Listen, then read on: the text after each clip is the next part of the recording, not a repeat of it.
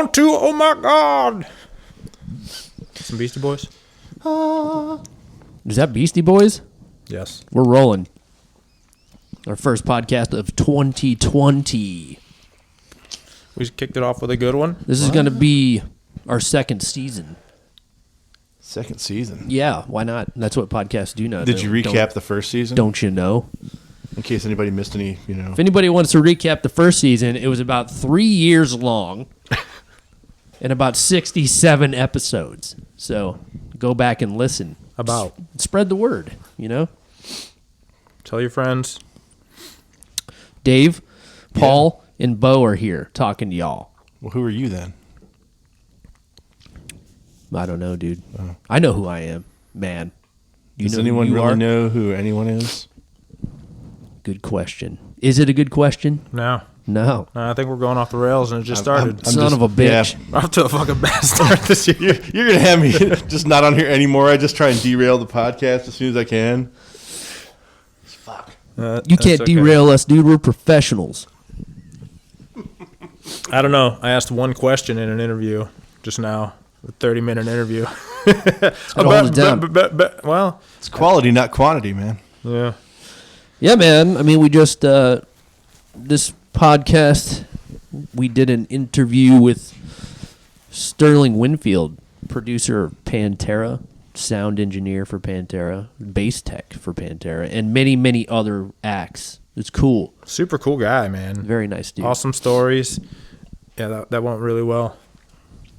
Yeah, I mean, he's been in the business for so long, and, Pantera was, I don't know about you, Dave, but Pantera, me and you, Paul, was pretty influential, important, really important. We saw Pantera for the Stood first in line time. for Great Southern Trendkill. Oh, yeah. Midnight Sale. Dude, I was there with you. Yeah. I was there with you at Quonset Hut. At Quonset Hut? That's because there was tail. It was Terrell Chase. I don't know. There wasn't. I was like, sausage CDs, fest. midnight, Quonset Hut, I'm going.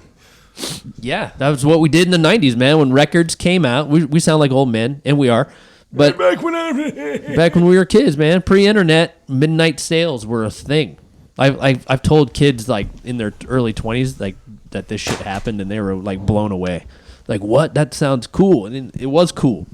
You can't do a midnight sale for an MP3. iTunes midnight sale. You're not going to meet new people, and that's the sad part of the digital age is like you don't have that. It's not a sense of community, I guess, but it's just I don't know. It's a bunch of like-minded people getting together and fanning out on a band, Well, what you do now is you like get online and buy shit when it's released. The physical copies all up and try and resell them. That's what they do now. Like concert tickets. Yeah. They did it with the physical album for Tool. A lot of motherfuckers went on there and bought it and then tried to sell it on Amazon for 5 times the value. Right.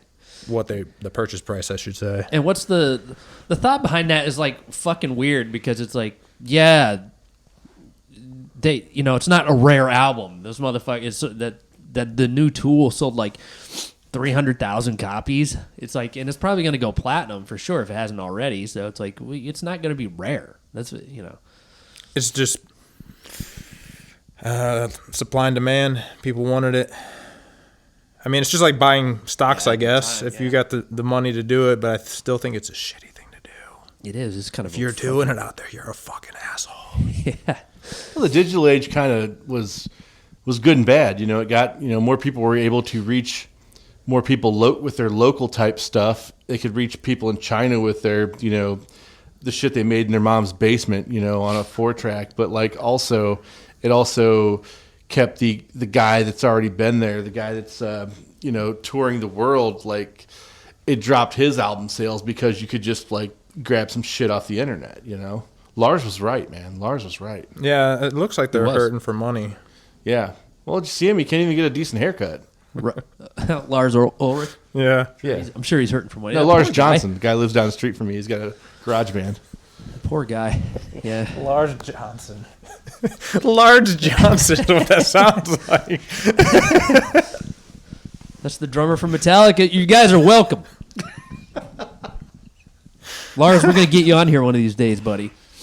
Yeah, I'm sure he'd do it. We're going to see if it's true. Yeah, I mean, how can he turn us down, dude?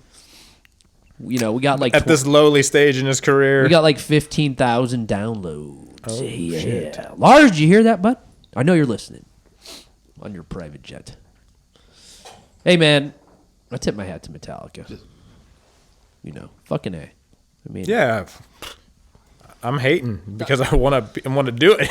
I mean, I think that's a good way to talk about the Pantera conversations because like after the Black Album, I mean, I remember seeing Metallica in '96 on Lollapalooza, and I saw them 4 years before that on the Black Album tour, and they still had the fucking hair and I was there. all the black, Awesome. wearing all black, and it was awesome and fierce and fucking heavy as fuck, and then I go back and see him in '96, and they got feather boas and mascara and short hair and shit. No fucking clue, dude. Like professional wrestlers, yeah.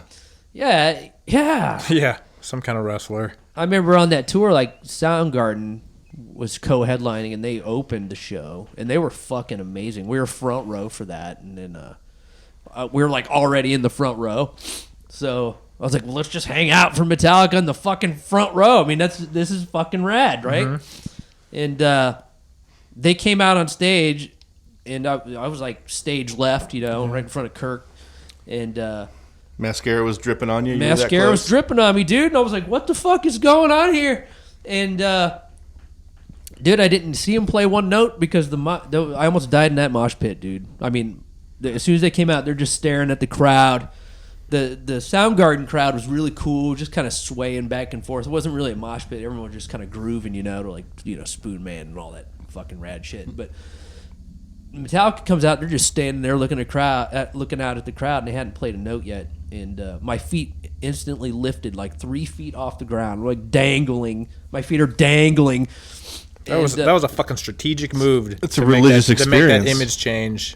Yeah, well, it worked for them. Yeah, at the Pinnacle. It worked for them. They were still very popular. Yeah, I don't think they ever really descended from there. They've pretty much maintained. I mean, they were selling out fucking arenas and Blossom at that time. Yeah, they've always kept it up. Yeah. But how interesting was it that Metallica, in order to progress from the 80s, had to actually put makeup on for once? Yeah. In a time when everyone was taking their makeup off. Right. It's very weird. How the fuck did that happen? It's very strange. They still kept the mainstream, kind of image. I mean, Pantera was the alter image of that. They were fucking just, and I think that a lot of that was Phil. I think a lot of that was Phil's anti-society, kind of vibe. Yeah, they took the crown over in the mid '90s. I mean, they were. I don't think people understand. Like any young kid will probably talk about Pantera in the sense that we were talking about like Black Sabbath and Led Zeppelin when we were kids, because this is like their classic rock. But I don't think they understand like the power of that band, like what kind of crowd they commanded, and the sellout crowds, the sellout arenas everywhere they went, #1 albums and shit. If you missed out on it, I mean, you're never gonna get to see it. But yeah, I don't think people now, like young kids nowadays, know the impact of what that band was. Like if they were around today, they would be just as big as One Direction, just as big as One Direction. I would say, dude. I mean, seriously. I mean, they would be selling out, arenas to people our age. Yeah. Well, I don't know. But, there would be some kids there, but yeah, I think they would stand the test of time, and they would be like, it would be an all ages crowd, for sure. They'd rather go to a Logan Paul boxing contest. You think? Or watch it streaming. Yeah, that's a thing. Well, I mean, it's a YouTube thing. Like YouTubers are talking shit to each other online, and then they put on a fight, and they'll go box in a fucking arena. Oh, they actually go. They don't just like do it online, like like roll dice, like Dungeons and Dragons, from different locations. Right, it's not Mike Tyson's Punch Out, dude. I didn't know. Today's day and age, kids don't like to actually like fucking see people physically. They want to just like look through their phone at everything. I think it's fucking great. Go ahead and go beat each other up.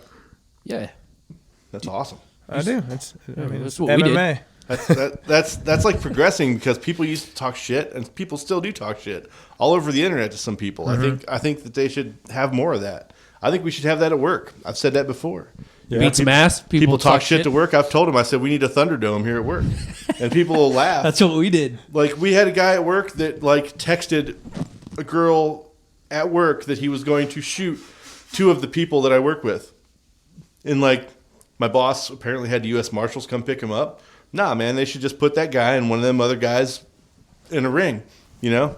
Go 5-10 minutes, you know? Well, I don't know. Maybe Beat your aggressions out. Yeah. Yeah, fuck it, man. Have someone there to keep someone from dying. I think it would. But then someone's gonna die. Nah, dude. It would, insurance. I'm not talking guns, man. I'm talking like some guy calls somebody else out and be like, all it takes is one guy I'm fucking hit done his with head you. off the concrete. Let's fucking go. Let's go. And you go 5 minutes with somebody, you know, and you'll know next time that like if you want to talk shit to somebody, they might just fuck you up. They might just call the boss and be like, all right, human resources, let's get a fucking... Let's set this up. You know, let's write this into the fucking workplace. Well, let's get into details then. I mean, is this just going to be open, you know, no gloves? Well, We're talking in a you ring? can probably have gloves. You don't want to be totally barbaric because you don't want to, like... I mean, in the job I work at, you can't be I think having you should be somebody- strapped hand to hand, like...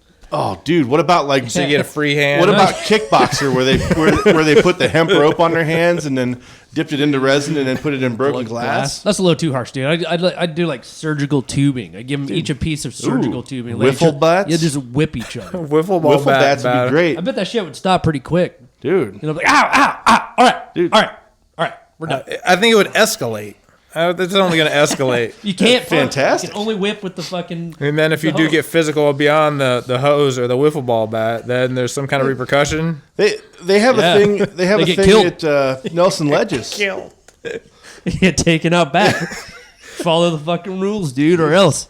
They got this thing at Nelson Ledges, which is local to us out here, kind of about an hour away.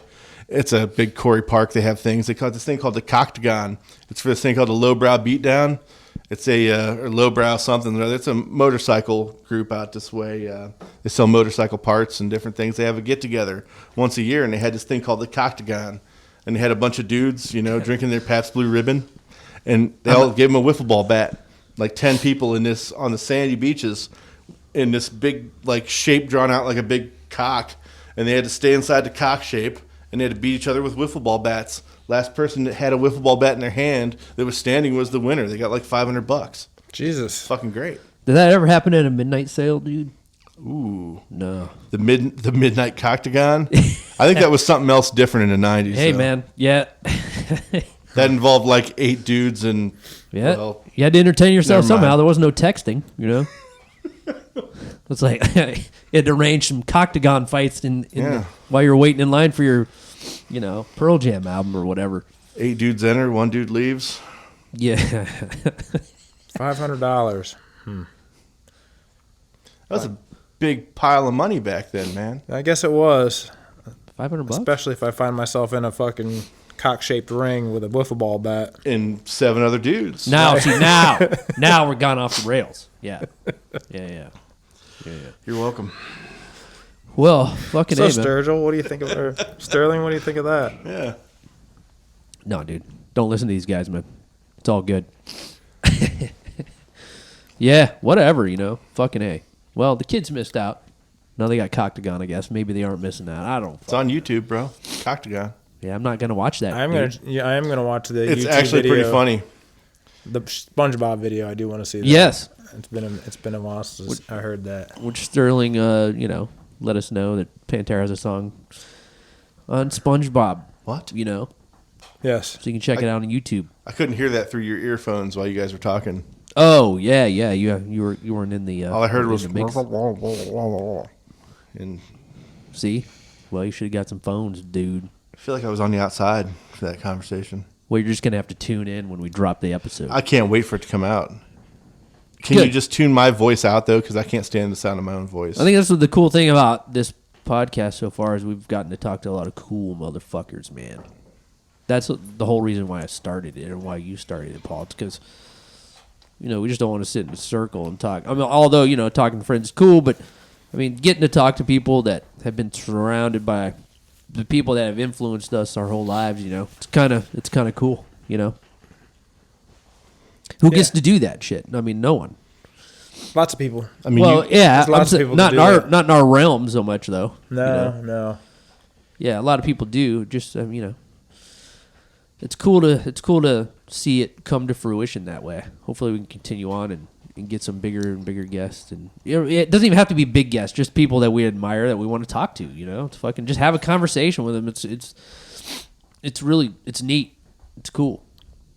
Before a podcast, I mean, we never got to do that shit. I mean, we've all met like famous people and shit, but it's like you don't really get when you meet famous folks like out on the street or wherever they do it now, meet and greets. I mean, you're not talking to them long. You're just saying, it's hey, superficial. Hi. It's cool cool to be able to big fan. Yeah. That's about it because you don't want to get weird, Right. I love you. Would you want to sit down and talk for a little while? Yeah. Can we go back to my place? Yeah. Can I go back to your place? Where are you going? Yeah. Are you hungry? Yeah. So I mean, I like eating. It's a cool platform for that. And apparently Sterling's going to start his own podcast. So it's the way to go. Can't wait to hear that for sure. He's going to have a lot of cool guests, I'm sure. Has a lot of connections in the business for sure, man. It must be nice. I mean, 50 years old and pretty much just do whatever the fuck you want now. Yeah. That's fucking awesome. I mean, anyone making a living in this fucking business, it's like whether you like it or don't, it's hard to do and it deserves respect. Fuck. I honestly, I've made tens of dollars since the late 90s, well, since the mid 90s. I guess it just depends your level of business, because I mean you could be the mariachi guy that walks around the Mexican restaurant all the time. He's making a living in the business. Yeah, dude. Just figuring out how to play that weird ass looking guitar is enough for me. It's a regular acoustic guitar. Nah, people dude, bust it's on the subways. The strings are like out at an angle. It's weird looking, man. People are hustling, man. That kind of hustle deserves fucking a certain amount of respect. Fuck, it's not easy. Our next podcast guest will be the mariachi from Horatio Garcia. I wouldn't take it that far, Paul. We're down here. That's up to you. We're down here at Tres Tacos interviewing Horatio Garcia and his band. That'd be good for a video podcast. Things have gone downhill, fellas. Well, on that note, you fuckers want to wrap this fucking shit up? Sure. Oh, hey, hold on. No, I mean, fucking A. Yeah, so again, to recap, we have famous producer Sterling Winfield on. And he gives us some tidbits on Pantera. Some of it's been discussed before. But, it's good to shine a light on these motherfuckers that are behind the scenes sometimes. And, man, they help these musicians get to the level that they've gotten to. And we can't forget that. Anytime I go to the show, you watch these... You watch the crew, man. They're just hustling. They're getting that shit set up. They're making everything sound good. And those, and then the record producers in the studio. That shit is a hard job. And it's a lot of people surround these bands that have,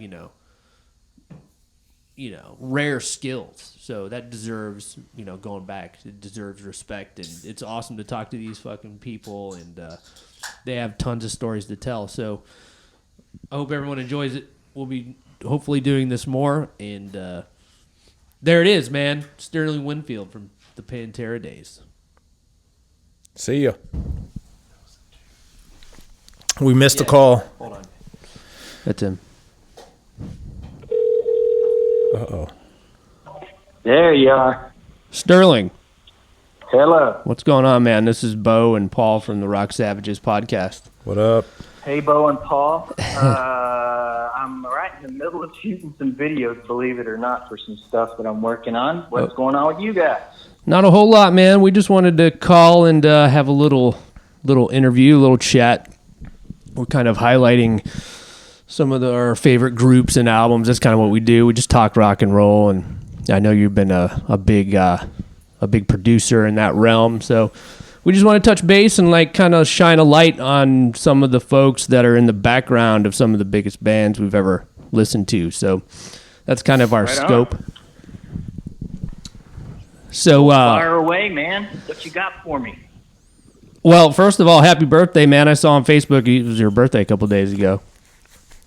Thanks, bud. Thanks. I don't want it to be 50, but I guess that comes after 49, right? Big 5-0. Yeah, that's not too bad. 50's the new 40. Right. What would you say to your younger self if you could? What would I say to my younger self? Yeah, I think about that a lot. Get a lawyer. Get a lawyer. Get a lawyer. On retainer. Get a lawyer. That's going to cost a lot. Don't do that. Right. That's the two things I would say to my younger self. That's good advice, especially in this business, for sure. Yeah. For those, we know your story a little bit, but for those who don't know, just give a short introduction of your career as a snapshot, if you possibly can. I know you've been doing this for a long time. Yeah, about 30 years. It's hard to sum up 30 years in a snapshot, but here, highlight-wise, my name's Sterling Winfield. I have been an engineer or a co-producer or a producer for the likes of Pantera, Hellyeah, Damageplan, King Diamond, Mercyful Fate, Erykah Badu, just to name a few. And that doesn't even that's just the studio part of things. I'm also on the live end of things, and just in the last 2 years, I've done so many shows that I can't even begin to remember them all. So it's just that's my career in a snapshot, I guess. That's quite impressive. We're obviously a rock and roll podcast, so we're kind of Pantera centric in this conversation. But when did you start with that band specifically? Were you there at the beginning? Or, No. well, I guess beginning would mean for me and Paul, the 90s, early 90s. No, I was there directly after they had finished their Vulgar tour, and they had started writing and recording in Nashville at the Abbott brothers' dad's place, Jerry Abbott, his studio in Nashville called Abtracks. And then they came to Dallas Sound Lab in Dallas, Texas, Irving, Texas to be exact, to finish Far Beyond Driven, to finish doing overdubs and mixing the album there, where I was an engineer, assistant engineer that was kind of I was kind of an in-betweener. I was freelance always, but I was one of their guys that worked there all the time, so I guess you could say I was on staff. At Dallas Sound Lab, just happened to be at the right place, the right time. I was already a huge fan of Pantera, and that's when I met them, was in October of 93, when they came in to finish Far Beyond Driven. Oh, okay, so you were at the tail end. So you weren't there for the songwriting, but I guess, No, they were already very close to being done. They had most everything recorded except for some leads and some interlude guitar parts, and then most of the vocals. The rest of it was already recorded and written. Awesome. So, I mean, when you initially heard those songs, how did they make you feel? Because we know how we felt, but it was way after it was released, so you got to probably hear the raw form of them. Yes, I got to hear them in a very raw state, but at the same time, I was already a huge Pantera fan. I've been listening to Pantera since the early 80s, and I grew up out in West Texas in a small town called San Angelo, and so I was already a fan. I was already in the know. I had gotten I'd already worn out several cassette copies of I Am the Night and Projects in the Jungle, which were their the two middle projects before they got signed. They had 4 albums before they actually got signed to Atco and East West Records in 1989 with Cowboys from Hell. They had 4 albums before that, and I was already a huge fan. And then by the time Cowboys came out, I was just like, good Lord, they really turned the corner here. They're really onto something now. And then Vulgar just cemented them. That was their seminal album, still is, as far as I'm concerned. And then the fact that I was getting to hear those songs, the Far Beyond Driven stuff in that form was it was mind-blowing to me. And I was just like, I never thought they'd get heavier than Vulgar, but they did. It was amazing. Yeah, it was amazing. I remember being there too, and then they even got heavier on the next one. It was absolutely. Trendkill was even heavier. I know. So go figure. Yeah. Did you ever get to witness the dynamic between the members and the songwriting? Because I think one thing about Pantera, especially in the press, the mainstream media, they always talk about how heavy they were, and they were the kings of heavy for sure. But, you know, they don't get talked about in the form of them being excellent songwriters, which was what made the band what they were, in my opinion. So were you ever there when they were actually writing some of the jams? Yes. For Reinventing the Steel, which I engineered and co-produced, yeah, I was there from day one. So, yeah, to get to witness that up front and be a part of that was actually really cool. And I had witnessed it before on the 2 studio tracks that they did for the live album. They flew Phil in, and in 2 days they had those 2 tracks ready to go. So, and they wrote them both from the ground up. You know, Dime would come in, he had a riff idea, and then Vinnie would, okay, I know what I need to play on that, and then he would just chime in, and then Rex would follow, and then Phil would be like, okay, I'm catching it now. What if we did this? You know, and it was always a fully collaborative effort with those guys. It was just jam room writing usually. They didn't really write on the road, Absolutely. Did they? Not much. No, they didn't write on the road. They didn't really, you know, to be honest, their riding on the road with those guys probably would have been a disaster just because there was no real good way at that time to record them on the road, and there was nobody sober enough to do it. I'll put it that way. So, yeah, that would have been a nightmare. I can't imagine having to do that on the road with them. Yeah, they seemed like they were such big personalities, especially Dime. What's amazing about him was that he seemed like so upbeat and so full of energy, and at the same time writing the darkest, heaviest shit on planet Earth, you know? Totally. No, that was the duality of those guys, man. Dime and Vinnie especially. Just so down to earth, so humble, so nice, so thoughtful, really, really cool guys, just good old boys from Texas. And yeah, meanwhile, they're just churning out some of the heaviest stuff on the planet. And you're just like, man, that's got to come from a dark place that we never see, you know? It's amazing.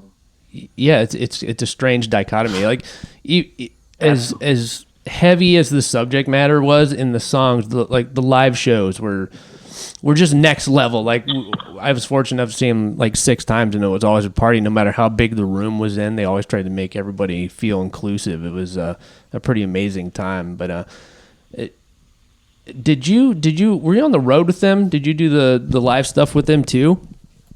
Yep. I was on the road. I was Rex's bass tech, and so you know, I did that on and off for Rex for almost 10 years. So I did the full Far Beyond Driven tour, and then I got the new guy broke in for Trendkill. Then I kind of took a break, and then got back into it around the end of the live album is when I started kind of creeping back in as bass tech, and then I did most of the rest of all of their touring, which was Reinventing the Steel, that whole run. And yeah, I was all the way there up until the last show in Japan. Jeez, what a ride, man. Yeah. Let me tell you, it was great. As fans, it was amazing to see too. But I guess it's strange because like in between like Vulgar Display and Far Beyond Driven, I mean, I guess you weren't really there, but like in between, like their star was like becoming so big around then. It just seemed like it kind of happened overnight. Like they were like doing the theater thing, and then Far Beyond Driven comes out, and they're just doing arenas for the rest of their career. At what point do you think, you know, did you know that your life was not going to be the same again, you know? Kind of come in at that point. I think I came in just a little past that point, because I think what cemented that was them playing Monsters of Moscow, which I missed by just a couple of months. Right. And that, I think that for them, that probably cemented that moment in time, man. Our lives are not going to be the same after this. Yeah. Yeah. That's cool, man. So going, I guess you know what we'll do is we'll just go and do Southern Trendkill too, because you were definitely a part of that. Now, those two records, they were so different vibe wise. What was the mood of the band in between those records, as far as like the tour after the touring cycle, Far Beyond Driven, into Vulgar Display, or excuse me, into the Great Southern Trendkill? Because the vibe of those records, it just got heavier and darker, which I think all of us as fans really appreciated, because I think Metallica were the kings before, and it was kind of waning for them in the heavy world, you know. So sure. What kind of triggered? I mean, I don't know, man. I'm going to be totally brutally honest here. I'm probably going to have to say that the big difference between those things was that they just came off of Far Beyond Driven. Dime and Vinnie were getting ready to get their houses built and bought and moved into the studio where Trendkill was recorded. Chase and Jason was out back at Dime's house. That was having to get constructed. So there was a little bit of stress there on getting that done in time, getting the console installed in time to get started on that next album, which would become Trendkill. And by that point, by the time they were ready to start actually tracking down there with Terry Date and Ulrich Wilde,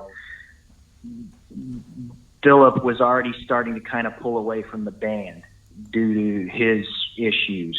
And so it became apparent that he wasn't going to be there for any of the tracking. So they had to go, Terry had to actually take tapes and go to New Orleans to track Bill's vocals at Trent Reznor's place.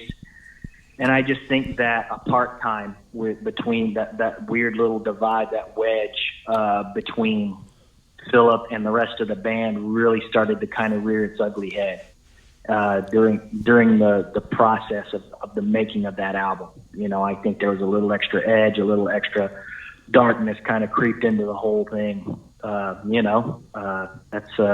It happens with bands, you know. They distance themselves from each other sometimes. You know, it's not just a marriage of two people; it's a marriage of 4 or 5 or 6. You know, sure. You got to throw the crew in there too. So, yeah, man. Yeah, I don't think you could get any. That's what I think it was, honestly. Yeah, I don't think you could get any darker than Suicide Note Part 1 and Part 2. Yeah, there was. Phil was not. He just wasn't around a whole lot. He was around for a couple of things, but he was not around for a whole lot of it. And yeah, that was. I think that was a big factor in that album, how dark it got. Yeah, art imitates life sometimes, especially as honest as those guys were, you know. Well, right on. Okay. Well, you were doing any of Dime's guitar sounds? Say that one So more were time? you doing any of the guitar sounds engineering for the Suicide Note Part 2? In particular, I was just curious of the gear that was being used at the time. No, that album was all Terry Date and Ulrich Wilde. They did all of that. I was just bass teching on the album and part of the tour. So I was kind of removed from a lot of the recording process on that album, because they're just, if you've ever seen pictures of Chase and Jason, it's very small and it's hard to get too many people in there. So I wasn't in the control room or in the studio for a whole lot of that one, but I can tell you it was very close to what they had already done before. You know, they were always like, if it ain't broke, don't fix it. Yeah. Let's keep doing the same thing. He changed some things slightly for that album that he did, tracking wise, but as far as gear goes, it was the same gear they always used on Cowboys from Hell and Far Beyond Driven and Vulgar. You know, it was really, really close to the same. Right on. Just a couple of different methods for tracking. They actually did that one on. That was the last album they did on 2-inch tape as well. Oh wow, yeah, that's a totally different world for sure. Absolutely. Yeah, me and Paul recorded on 2-inch tape back in the day too. It was, you know, quite a bit more of a challenge for sure. But I guess with a band like Pantera, it's they probably just hammered right through. They could, but they did their fair share of cuts and edits here and there. That's how everybody makes a That's record. the business. That's usually worth listening to. They take their time. They got a couple of splices here and there, and doubling up on guitars and adding the spices that make it what it becomes. So yeah, man. But that was the last one on 2-inch tape, and then we started moving into the digital world after that. Yeah, which brings us to their last studio album, Reinventing the Steel, which is, I'm sure you like you said, you had much more of a hand in that one. That one seemed like they were trying really hard to get back to a little more lighthearted, kind of have a little bit more fun, Yeah, a little bit more of the band dynamic that you're talking about with that one. In fact, there was a whole lot more. Phil was there for every vocal session. He was there for. He would write lyrics there at Dime's house when he would stay there. It was more of a collaborative effort on that when he had gotten past a lot of his issues that he had on Trendkill and the tour on Trendkill. And it was more about back into a family vibe, and you can tell, again, all these things, you're talking about that art imitates life, all these things come to fruition, and you can hear it in the music. Absolutely. I keep talking about vibe, and Pantera's records are so vibey, and they're, the fun vibe of the more fun vibe, I guess, of Reinventing the Steel. Still heavy, but it was intentionally kind of supposed to be as stripped down as it was, because I think it's one of the best sounding records that they've done. We really went for it. We had a choice, to go in a more polished direction, and we took the other way. We wanted it to remain raw. We wanted it to remain dark and raw, but at the same time, we knew the vibe was going to come through. There was a lot of good times and partying done while we were making that album, down in the studio. In fact, that's what you hear on the very end of I'll Cast a Shadow is us partying in the studio. I just rolled tape and I had a room mic up, and I just recorded that of all of us partying down there after a night of tracking, Yeah, and the album cover speaks for itself too. Yeah, they did a good job with that. As far as the songs for that record goes, did they just have the songs for that record, and was there anything else kind of left over? There was. They rarely had anything left over, and for that particular album, no, there was nothing left over. They didn't do anything extra. The only thing we had left over was a small outtake from Death Rattle that they used for that little track they did for SpongeBob called Pre-Hibernation. And that was the only thing that was left over that we let someone else have. We let Nickelodeon have that for old SpongeBob SquarePants. I don't think I've heard that. Have you heard that? Yeah, that's awesome. That's crazy. Yeah, it's damn, that's kind of a shame, SpongeBob, yeah, go YouTube SpongeBob and Pre-Hibernation, and it's just an instrumental. There's no Philip vocals on it, but it's Dime and Vinnie and Rex jamming. Nice. It's an outtake. You'll recognize it as a piece of Death Rattle, the song Death Rattle. Okay, yeah, I'll check it out for sure. Yeah, as the swan song of the band, I think about what could have been. Do you think they would have made another record eventually? I think they probably would have. Absolutely, without a doubt. I think things would have broken apart as they did because of what all was going on. Because I was there for that too. But yeah, I think they would have, because they're bros. Dime was not one to hold a grudge. Dime would have eventually been. He always was the glue in that band. He always was the heart of that band. He held it. He really pretty much held it all together, as far as I'm concerned. He was the glue. So I think he would have brought everyone back together. I think it would have gone on. I think we would, at this point in time, probably have been looking at 2 or 3 other Pantera records had Columbus, Ohio not happened, Yeah, it's fun to think about as far as like what they could have been doing now, you know?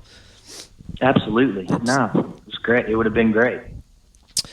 So, you know, we've gone through all the Pantera stuff. I just wanted to thank you for talking to us. But what are you doing? I know you're doing more sound production now, but you're still doing record producing? Do you have a website or a business or something that we can promote and like point people your way for what you're doing now? Not really. I just kind of pick and choose my projects. I'm lucky to have been in this business for as long as I have, and I kind of get to pick and choose what I want to do. The recording and mixing thing has slowed down considerably. I still have a studio that I use in my home, a little mix room that I use in my home. People sometimes just send me files and I mix their stuff, and I never even meet them. You know, they just want me to put my spin on their music, and I send it right back out to them. The beautiful world of digital. But, you know, right now I'm working with a local band from Fort Worth here called Lockjaw. They've been around forever. There's another band that I love working with here called Dead Scene Believers. Me and a friend of mine, another local music guy, Braxton Henry, who's with Pat Green, and he's done sound for King's X and Drowning Pool and a bunch of other bands. You know, I'm working with him on that. We're co-producing that together.